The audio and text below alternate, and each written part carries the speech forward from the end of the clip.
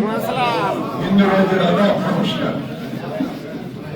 আমি প্রথমেই করুণাময় আল্লাহ তাআলার কাছে শুকরিয়া আদায় করছি যে আল্লাহ তাআলার অশেষ রহমতে আপনাদের সকলের অক্লান্ত পরিশ্রমে আপনারা আপনাদের বিজয়টাকে ছিনিয়ে নেন।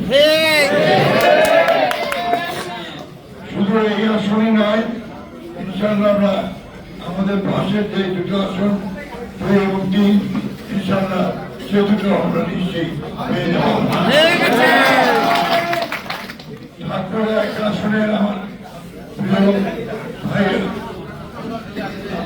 বিএনপি খুলনা ছাত্রদল, যুবদল, স্বেচ্ছাসেবক দল, মহিলা দল, কৃষক দল, শ্রমিক দল এবং আমাদের বিভিন্ন অঙ্গ সংগঠন আছে তারা এবং আমাদের ইউনিয়নের নেতৃবৃন্দ, আমাদের হিন্দু বৌদ্ধ খ্রিস্টান কল্যাণ ফ্রন্টের নেতৃত্ব, আপনাদের সকলের সমবেত প্রচেষ্টায় ভাই তোমরা থামিবেন বিচারক, চুপচাপ থাকা, দয়া করে একটু থামেন না।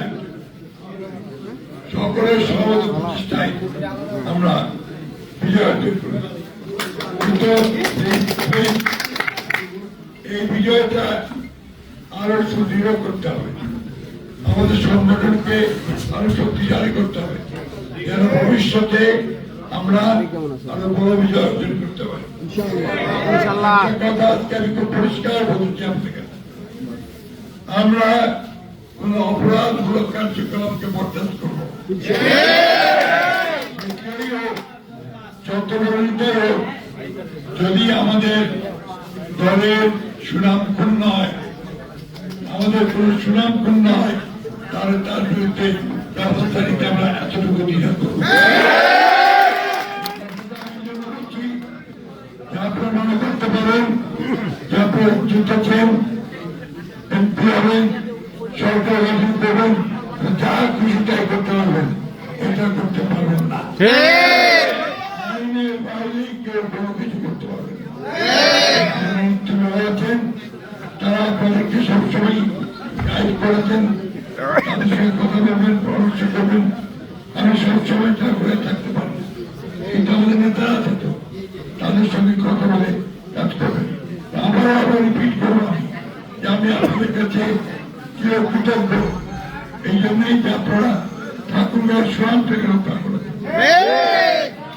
এটা আমাদের সকলের দায়িত্ব ছিল যে আমরা ঠাকুরের সোয়ান থেকে রক্ষা করি।